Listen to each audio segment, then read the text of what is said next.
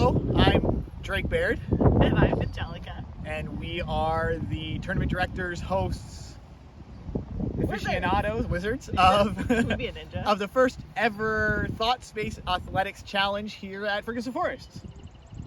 Yay! Thank you so much for signing up. We appreciate all the support. Hopefully we have beautiful sunny skies like we do today. Maybe a little less wind. A little less wind, but hopefully it'll be just as nice. We're going to run through some thank yous real quick, and then we're going to get into day of tournament direction. So first things first, thank you, of course, to the Kempville Disc Golf Club. Dwayne has been our hero in making this event happen, and we are so grateful to the club for allowing us to host our first tournament here.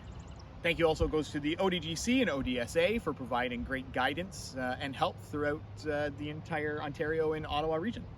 And to the Ferguson Forest Center, of course, for this beautiful property and for allowing the Kempville Club to put another 9 baskets in this year, which made it possible to run a tournament here.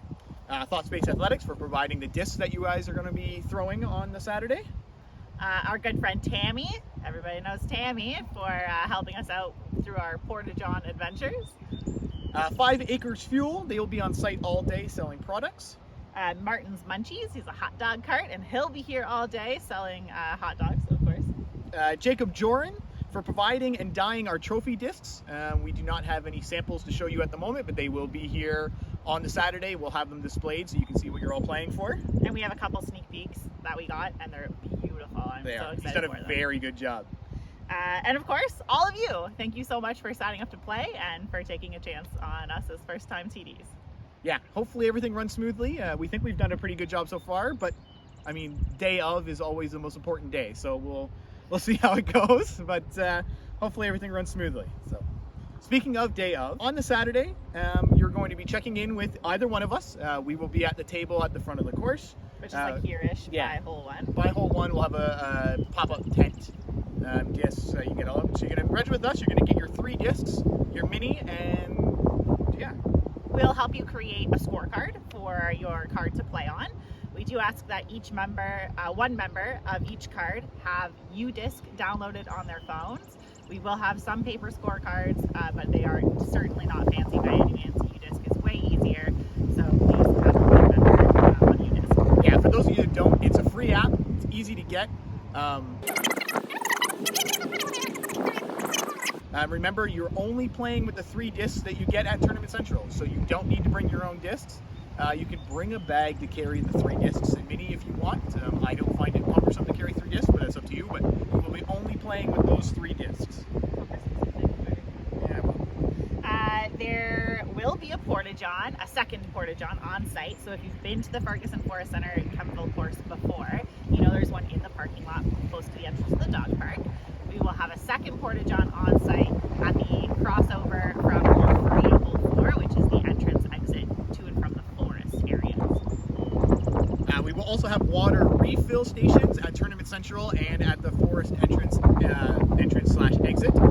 Keyword there was refills. That means there are no bottles here. So please bring your own bottles. We're trying to reduce the amount of waste that we create. So we will have water on site, but no bottles. So bring your own bottle. Say bottle one more time. We are going to ask that there be no smoking during play or within 30 feet of Tournament Central. So if you do need to smoke during the day, please make sure you are well off course, in the parking lot, on the road, that kind of thing. And then last, parking lot may be kind of busy. Don't forget, we share this parking lot with the people that use the dog park. So do your best to be courteous to everybody. If we need extra parking, we'll probably sort that out way of. We think we're staggered enough that it'll be okay, but just be advised that it may be a little busy. If you can carpool, it's probably advised to do so. And just be patient and cautious in the parking lot. Like, don't go flying through here at high speeds because there'll be players wandering around. All right, teeing. So when you're teeing off, if you're on a mixed card, that's totally fine. By mixed card, I mean you have people if you are on one of those cards, just have your long tee players throw first on every hole, regardless of the score. Then you can move forwards to the short tee so that those players can tee off. And that's just to help keep the pace of play going. We have 12 minutes between cards, which should be more than enough, but just to make sure anybody that's on split cards, make sure you throw the people furthest back are throwing first. OBs, this is the one that everybody really wants to know about. And OB means out of bounds. Yes, it does mean out of bounds. Yes, means out of bounds. Out of bounds usually means a penalty stroke for those that are really, really new. This is a beginner non-sanctioned tournament, so we're keeping the OBs as limited as possible. And primarily for safety. Yes, so our OBs are the roads. We will put up a map of the course now, but it'll be the road to the left of hole 1, the road to the left of hole 2, the road to the right on hole, I didn't check this, I think it's 12. The first one out of the forest. Yeah, the first one out of the forest. And technically the road to the right of hole 18, but it would take you a pretty spectacular shot to get over onto the road. I've done it. He's done it. I have done it, but it's not easy to do. So. And by road OB, we mean either on or over the other side of the road. So if you're touching grass and you're on the whole side of the road, then you're good.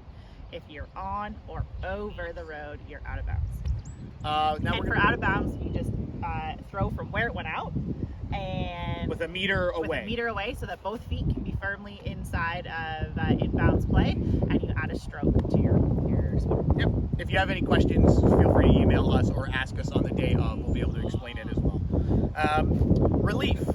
Now, this course doesn't have a lot of standing water. I'm going to knock on wood up on the picnic table there to make sure that we don't get too much rain and that there's not a lot of standing water in the area. If for whatever reason there is standing water, you will get casual relief, which means that you don't have to go tromping into the water to play your shot. So you can take the disc directly back from the water, and as soon as it's dry there, that'll be your lie, and you throw there without any penalty.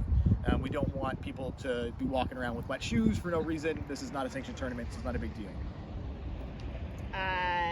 Where are we? The fence. Oh, the fence. So the fence that marks the road on 2 and when we think it's 12. So the first hole out of the woods, you'll see it along that strip. You can take relief straight back inbounds from the basket if you end up too close to that fence in order to make a proper throwing motion with your arm. And again, you just draw a straight line from the basket through your shot, take steps back. Now, there's not going to be a lot of room there because the road is there as well. So just taking enough that you're not going to hit your hand on the fence, and then that's going to be your relief because you're not allowed to throw from the road because we want you to be safe. And we're gonna challenge you all a little bit. You cannot take relief from natural obstacles. So if your disc is in a tree, you gotta, work your way into that tree to make it happen and figure out a way around. So any natural obstacles, trees, bushes, those kinds of things, you cannot take relief from those items. Which is a little different than some people when they're playing by themselves. They might, take a step out from the trees or something. In a tournament, you have to play it where your disc lies. It's unfortunate, but that's tournament rules, and it's good to get, even though this isn't sanctioned, it's good to get accustomed to it. Now, in not OB land, but we're going to ask you to have caution land. The strips. Caution land. Well, that's a good word. Okay, if you're throwing on hole 13 and someone is playing on hole 17, please wait for the hole 17 folks to clear.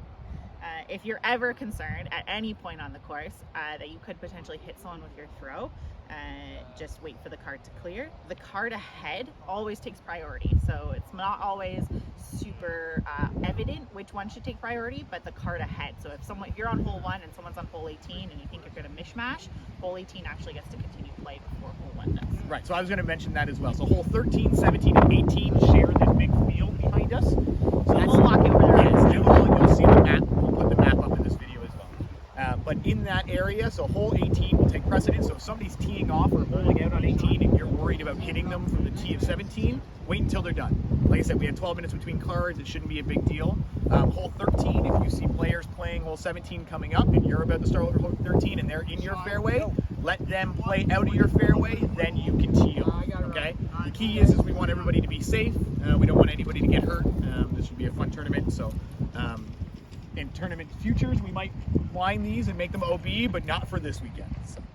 Spotters. So we'll do our best to have spotters out on the day of, pending a volunteer availability. And thank you so much to those of you who have already sent us messages offering to volunteer. We're so grateful.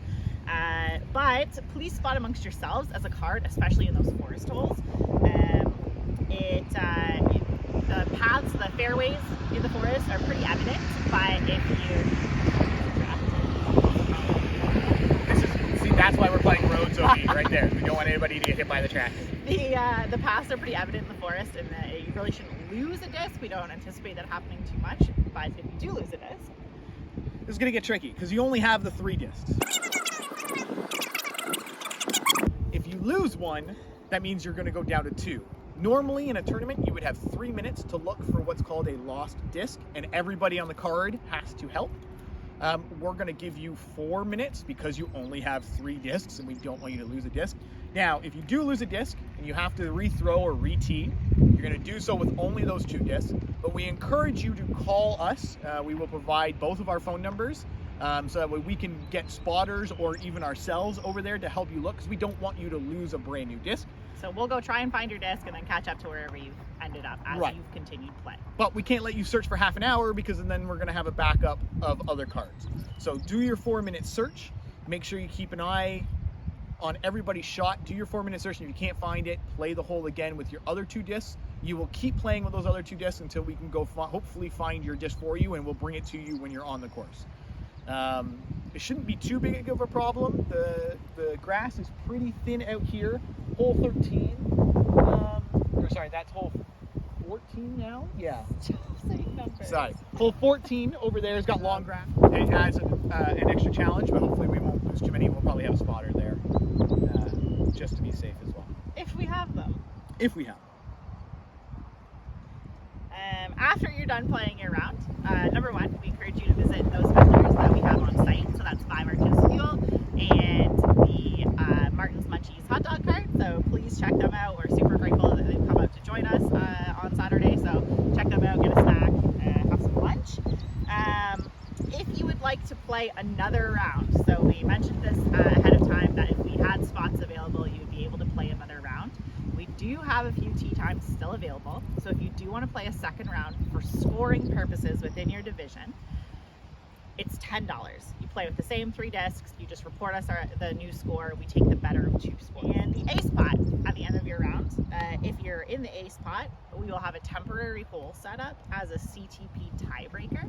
You'll get 1 shot. We're going to ask everybody in the A spot to throw at this CTP hole, and we'll mark and keep track there. And if the A spot goes unclaimed, the CTP winner will take the A spot in that situation.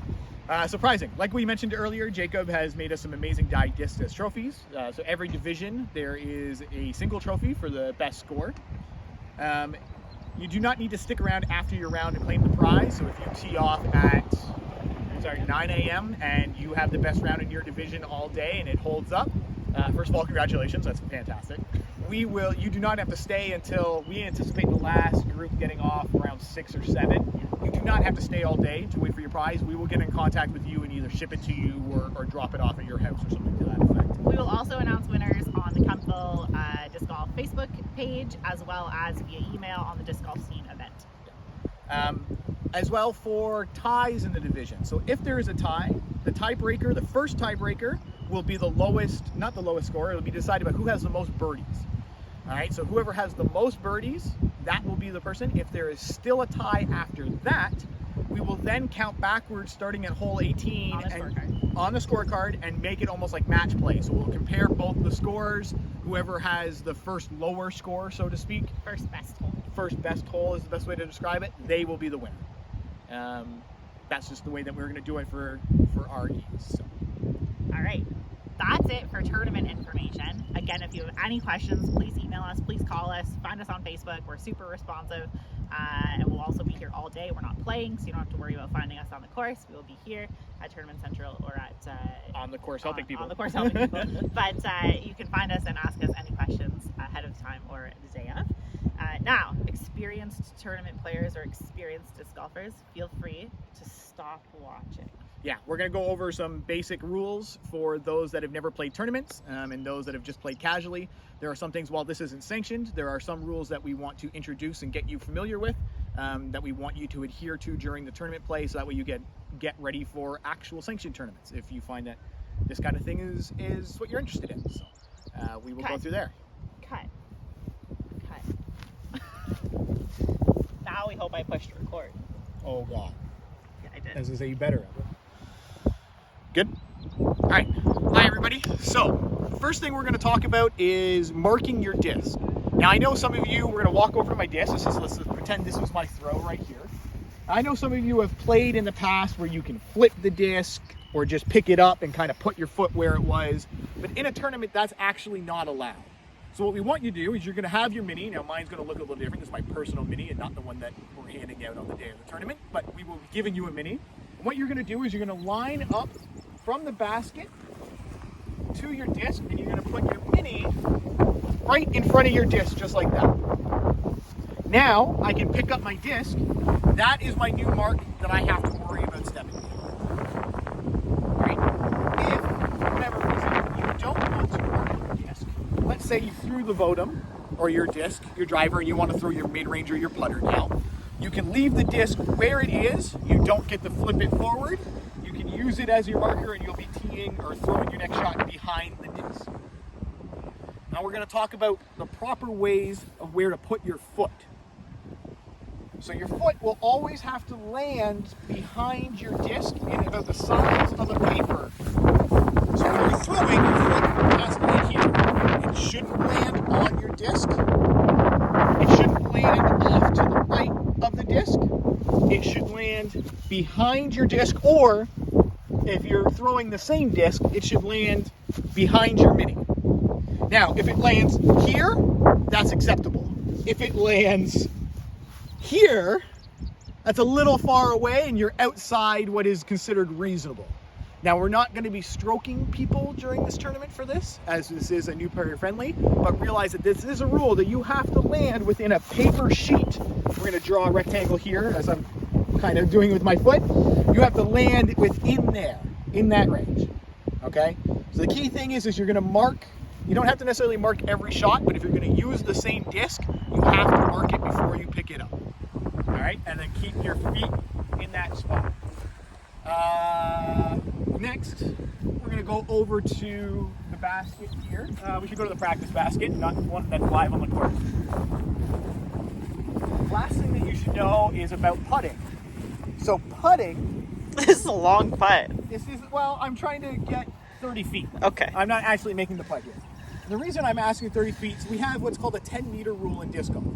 So in disc golf, if you're inside of 10 meters, say here, you are not allowed to go forwards after you release the disc. You have to leave your weight behind your line. If you are outside of 10 meters, now when you putt, you can go forwards.